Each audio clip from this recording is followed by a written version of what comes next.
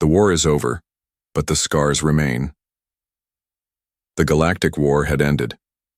But for Captain Ryan Hale, peace felt like an empty word. He walked alone through the smoking ruins of Varelia Prime, a once beautiful alien city, now nothing more than broken buildings and silent streets. His boots crunched over ash and metal. The sky above him was still dark with smoke, and the air carried the smell of burned stone and lost lives. He had survived, but many of his friends hadn't. Ryan's face was tired and his eyes heavy.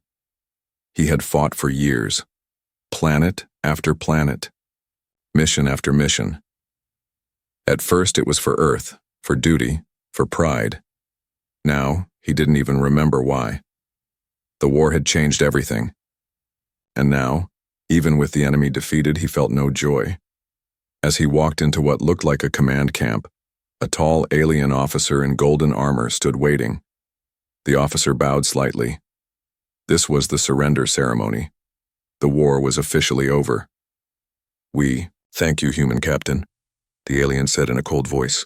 "As per surrender rules, you may choose from our captured belongings or, as a special honor, accept a living prize." Ryan frowned. "A what?" The officer motioned, and two alien guards dragged a figure forward. She was small, with silver blue skin and glowing violet eyes. Chains were wrapped around her wrists and ankles. She wore thin, torn cloth barely covering her, her body shaking in silence. "This slave," the alien said. "She was once part of the royal household. Now she is yours." Ryan looked at her. She looked back. No fear, no tears, just a burning, sharp hatred in her eyes. "I don't want her," Ryan said quickly, his voice hard. "But she is yours," the alien insisted. "It is tradition. You earned her." Ryan's fists clenched. This wasn't right. This wasn't why he fought. But the War Council had rules. Soldiers were allowed to accept rewards from the defeated. If he refused, it might be seen as an insult, something that could start more trouble. He stepped forward and gently touched the chain at her wrist. "What's your name?" he asked. She didn't answer. "Fine," he said. "Then I'll call you Sayalari." Still, she said nothing. But her gaze stayed on him, sharp as a blade. Later, back at his temporary shelter, an old broken bunker outside the city, Ryan gave her water, a blanket, and some food. She didn't touch any of it. "I'm not going to hurt you," he said, softly. "You're free to move around. I'll take off those chains." He reached forward slowly and unlocked her cuffs. Her wrists were bruised. She rubbed them, but didn't thank him. She sat silently in the corner of the room, watching him like he was the enemy. Maybe he was. Ryan sat down across from her. "You probably hate me," he said. "I get it. I wouldn't trust me either. But I'm not like the others." Sayalari finally spoke. Her voice was low, rough. "You wear the armor of those who killed my family." Ryan closed his eyes. That wound was deep, and he had no words to answer her pain. She turned her face away and curled up under the blanket. Ryan didn't try to speak again. He just stared at the old rifle beside his cot and the war medals he had never asked for. They meant nothing now. Outside, a cold wind blew across the dead city. Inside the bunker, two survivors from opposite worlds sat in silence. Not as master and slave, but as broken people, unsure of what to do next. She should have bowed. She should have thanked him. That's what the surrender rules said, but Sayalari did none of that. When Ryan woke up the next morning, she was gone. The blanket lay neatly folded on the floor, the food untouched. Only the broken chain cuff remained, left on his cot like a message. He grabbed his weapon and ran into the ruins. Ryan searched the streets of Varelia Prime, calling her name. "Sayalari, I'm not your enemy." His voice echoed off stone walls and shattered towers, but the city was dead quiet. Only wind answered him. Suddenly, he heard something, a low shout, then laughter, alien voices. He followed the noise, keeping low behind rubble and fallen beams. In a small courtyard, he saw her, cornered by 3 alien survivors. They were rough-looking, scarred, carrying shock rods and nets. One of them had grabbed her by the arm. She fought back, spitting in his face, even as they pushed her to the ground. "She's free," one sneered. "No master means she's ours. Now." Ryan didn't wait. He raised his rifle and fired a warning shot into the air. The aliens froze. One turned toward the sound, too slow. Ryan was already on him. He slammed the butt of his weapon into the alien's chest, knocking him down. Another charged, but Ryan swept his leg, took him out. The last one ran. Sailari lay on the ground, bruised and panting. She looked up at Ryan, surprised. He offered his hand. She stared at it. Slowly, without saying a word, she slapped it away and stood up by herself. "You didn't have to come," she muttered. Ryan nodded. "I know. But I did." They walked back, in silence. That night, back in the bunker, Sailari finally spoke again. "You think you're kind because you didn't chain me?" she said bitterly. "That makes you a hero?" "No," Ryan said. "I'm not a hero, I didn't ask for any of this." She looked at him for a long moment, then said, "Neither did I." Ryan sat down on the cold floor beside her. "I'm not trying to own you. I'm trying to make things right. You can't fix this," she whispered. "You can't bring back my parents, or my sisters, or the home your people burned." He looked away, ashamed. "I know." For a long time there was only silence. Then she said something he didn't expect. "My real name is Sailari Veltan. I was going to be a healer. I trained with crystals and light energy. Now I'm nothing." "You're not nothing," Ryan said, quietly. "You're still standing, that means something." She looked at him again, this time without hatred. Only sadness. "I will never bow," she said. "I don't want you to," Ryan replied. She turned her back to him and lay down, pulling the blanket over herself. Ryan sat awake the whole night, staring at the cracked ceiling, wondering how 2 broken people could ever build trust from the ashes of war. It was strange. The human didn't sleep with a weapon beside him anymore, and the alien girl, once chained, now walked beside him freely, but always a few steps behind.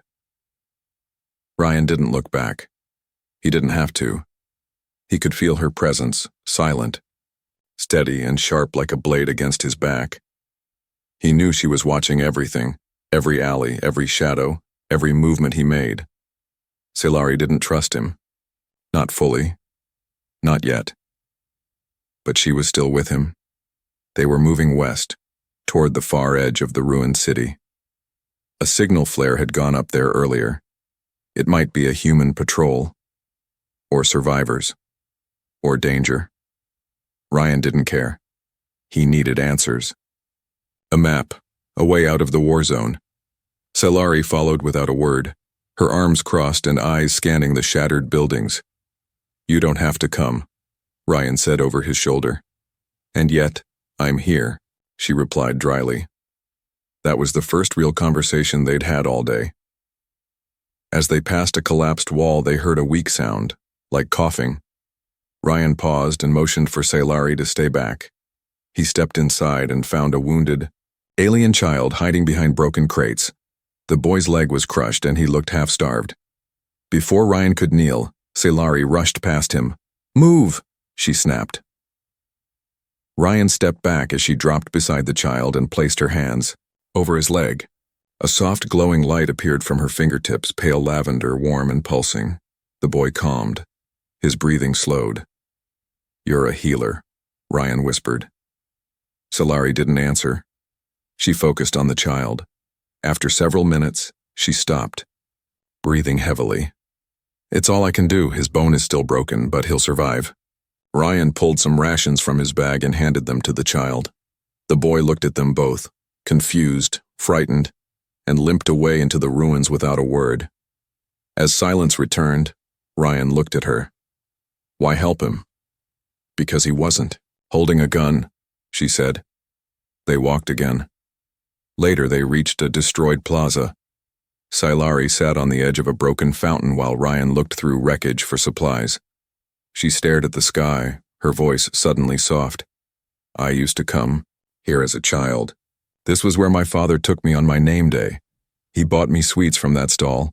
She pointed to a pile of broken metal. "Now look at it." Ryan sat beside her. "War takes everything." "No," she corrected. "War takes what people allow it to take. Your side allowed this." He didn't argue. He couldn't. But then she asked something unexpected. "Do you miss your family?" Ryan blinked. "They died a long time ago. I joined the army because there was nothing left for me on Earth." Sayalari nodded slowly. "Then maybe we are not so different." That night, they lit a fire inside the hollow shell of a crumbled shop. Ryan watched the flames, thinking about what she had said. He still didn't know what they were. He wasn't her master. She wasn't just a slave. Maybe they were just two souls walking through the same broken world. They found a hidden underground shelter in the ruins, a storage space used long ago during the first invasion. It was dark, quiet, and dry. For now, it was home. Ryan gathered old blankets, some rusted supplies, and made 2 separate sleeping spots. He gave her the one with better cover. She didn't thank him, but she didn't refuse it either. That night, while the fire crackled low, Sayalari stared at the ceiling and spoke first. "You still carry a weapon, even when you say you want peace." Ryan looked at the rifle leaning beside him. "Habit, not intention." She turned her head toward him. "Then why do I still feel like a prisoner when I look at you?" That question cut deeper than any wound. Ryan didn't answer. The next morning, Ryan stepped out to look for fresh water. When he returned, he heard her speaking softly. Not to him, but to herself, in her native language, singing. The sound was beautiful, light and sorrowful. It stopped the moment she noticed him listening. "I didn't mean to," he began. "I used to sing that to my baby sister," she said. "She used to beg for it before bed. Now, she's probably buried under a building somewhere." Her voice broke. Ryan sat down across from her, gently placing the bottle of water beside her. "I'm sorry," he said, "for everything. Not just what I did, but what all of us did."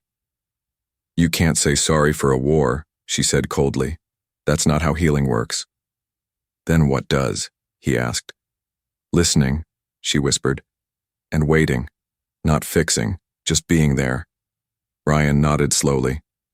That day he didn't ask questions. He just stayed close, silent. For the first time, she didn't pull away. Later, while sorting supplies, Ryan handed her an old comb he found in the wreckage. She stared at it like it was a memory come alive. "My mother used to braid my hair with one like this," she said, "before I was captured, before your kind cut it off to make me look owned." Ryan lowered his head. "You don't have to tell me this." "I want to," she said quietly, "because for some reason, I don't hate you as much as I should." That night she brushed her tangled hair in silence while Ryan stirred a can of soup over the fire. He watched her, not like a master, not like a soldier, like a man seeing a woman, strong, scarred, and surviving. Suddenly, a noise echoed outside. Metal, scraping against stone. Ryan stood, rifle raised. Sayalari grabbed a small stone knife she had hidden in her boot. But when the shadow passed by and moved away, they both slowly relaxed. As they sat back down, Ryan glanced at her. "Did you ever think you'd fight beside a human?" She gave a small, bitter smile. "I never thought I'd survive the war." Then her eyes softened. "And yet, here we are." Inside that cold shelter, with the stars hidden by broken steel above them, Sayalari whispered a truth even she didn't expect to say. "The chains are still there, not on my wrists, but inside. I don't know if they'll ever leave." Ryan didn't try to remove them. Instead, he said, "Then I'll stay beside you, until they do." And in that moment, silence became something new, not fear, not pain, but understanding. The human bled in the dirt, and the alien girl, once a slave, once a prisoner, held his life in her trembling hands.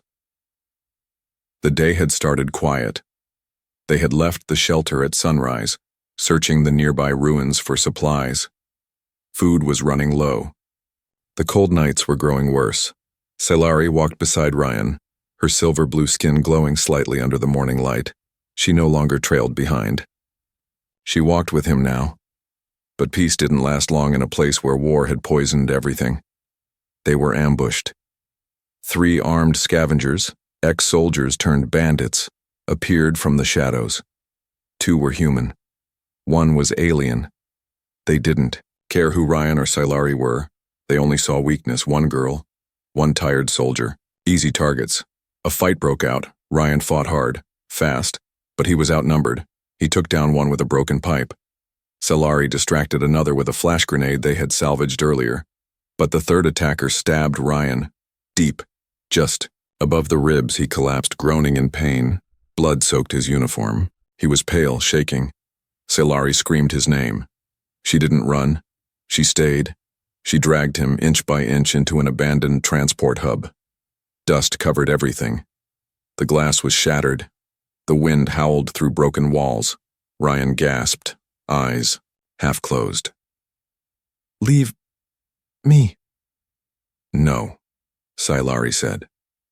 Her voice was shaking, but her hands were steady. "You didn't leave me." She tore open his uniform. The wound was deep, too deep. She placed both hands over it. Her fingers glowed again, soft violet light pouring into the gash. Her face twisted with effort. Sweat rolled down her temple. Her breathing became sharp. Her healing ability, still weak after months of being suppressed, was burning her energy, fast. But she didn't stop. She thought of that first night. Chained, cold, and broken. She thought of the food he gave her, the chains he removed, the silence he respected. And she thought of his words. "Then I'll stay beside you. Until they do." Hours passed, the light faded, but Ryan's bleeding slowed. He opened his eyes. "You didn't run?" "No," she whispered. "This time, I stayed." That night a storm hit the city. Wind slammed against the walls. The air was full of dust. Inside the broken shelter, Ryan lay resting, bandaged. His breathing was shallow but steady. Sailari sat beside him, holding a broken plasma torch like a weapon. Her eyes scanned every sound. Something had changed, not just between them, but inside her. For the first time, she felt something strange. Not fear, not hatred, not even guilt. She felt protective. The next morning, Ryan opened his eyes to find her, staring at the gray sky through the shattered window. "I should have died yesterday," he said. "You didn't," she answered without turning. "Because I chose not to let you." He sat up slowly. Pain was still there, but so was something else. "Why?" he asked. She turned to him, finally meeting his eyes. "Because," she said softly, "you never treated me like a slave. And now, I don't want to treat you like an enemy." In that dusty, broken corner of a ruined world, something fragile began to bloom. It wasn't love. Not yet. But it was trust. And trust in a place like this was more powerful than any weapon. Her hands once knew only how to heal. Now they knew how to fight.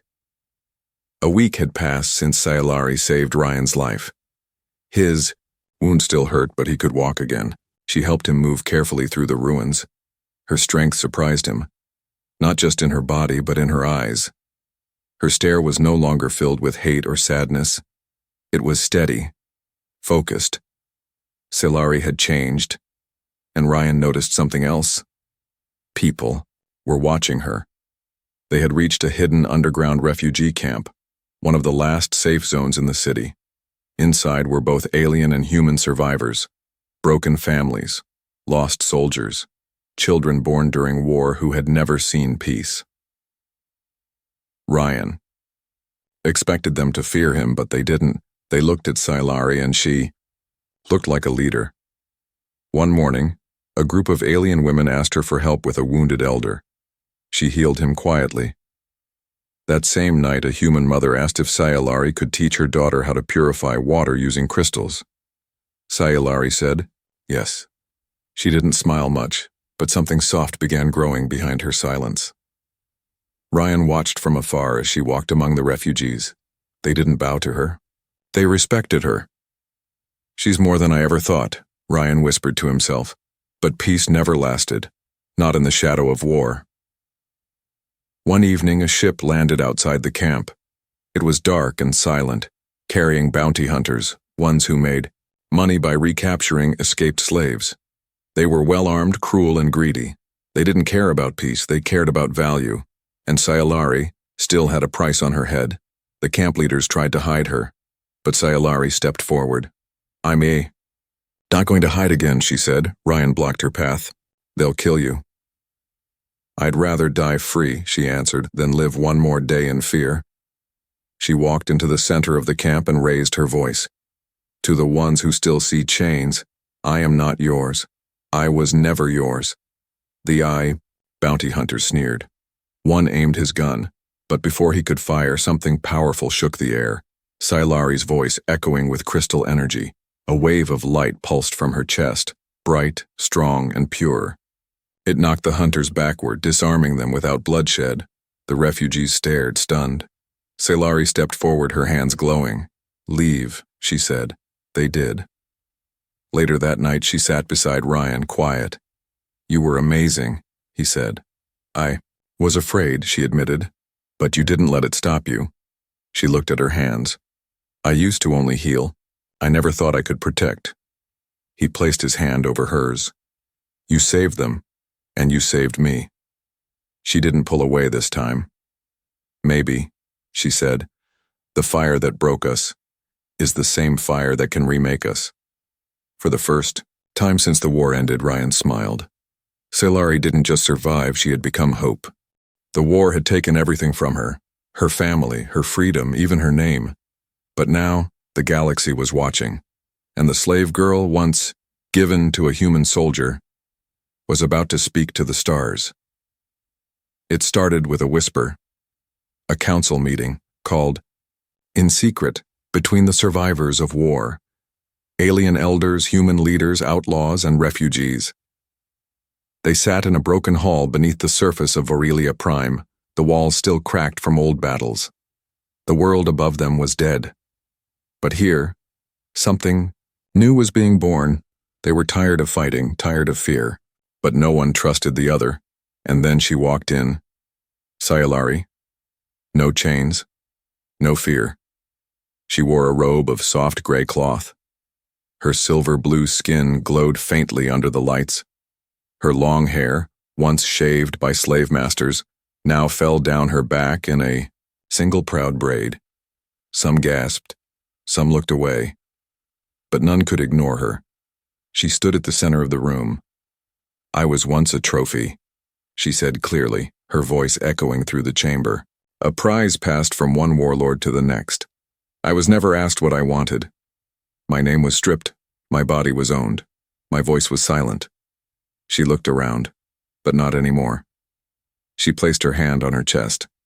I am Sayalari Veltan, healer, fighter, survivor, and I choose to speak. One of the older humans interrupted, his voice doubtful. And why should we listen to a girl once considered property? Ryan stood up in the back. His voice was calm, but firm. Because she saved me when I was bleeding to death in the dirt. Because she walked into a war zone to protect people who once called her a slave. Because when everyone else wanted to run, she stood her ground. He stepped forward beside her. She's not your enemy. She's your future. There was silence. Then a voice from the alien side said quietly, let her speak. And so she did. Sayalari spoke for an hour. She told them about the fire, the chains, and the hope she carried even when no one else did. She told them what peace should look like, not just silence after war, but true freedom, equality, justice. Some wept. Some stood and saluted. When she finished, The room remained still for several seconds. Then the oldest alien elder rose and bowed low to her. "You are no longer what they made you," he said. "You are what we need." In the days that followed, messages spread across the stars. A new council was forming, one that would include not just humans and aliens, but those who had no titles, survivors, refugees, fighters who had nothing left except purpose. And at the center of it all stood Sayalari. Ryan found her one evening, standing alone at the edge of the city. The sun was finally breaking through the clouds, casting gold over the broken stone. He walked beside her. Neither spoke for a moment, then she said, "Do you remember the day they gave me to you?" He nodded slowly. "I hated you," she continued. "I wanted you to suffer, to bleed." "I deserved that," Ryan said. "But you didn't act like the others. You didn't take. You waited." She turned to him. "And because you waited, I changed." He reached out, gently brushing her fingers. "You were never mine," he said. "But I'm glad you stayed." She smiled, a real soft smile. "I stayed because you never asked me to be less." She stepped closer. "And now, I choose." Ryan's heart beat louder in his chest. "Choose what?" he asked. Sayalari looked up at him, her eyes glowing. "To walk forward, not behind you, not beneath you, with you." She took his hand, and the wind carried their silence into the stars. In the weeks that followed, Ryan and Sayalari began rebuilding, not just walls and shelters, but trust, peace, a life. She became a voice for the broken. He became her shield. They did not kiss in front of the people. They didn't need to. Their bond was not one of romance alone. It was forged in fire, tested in silence, and chosen in freedom. One night under the stars, Sayalari whispered a final truth. "They gave me to you, thinking I was nothing." Ryan nodded. "But you gave me back to myself." He looked at her, eyes soft. "And you gave me a reason to live." They stood together, man and woman, human and alien, once enemies, now equals, and as the galaxy watched, they became something the war could never destroy. Hope.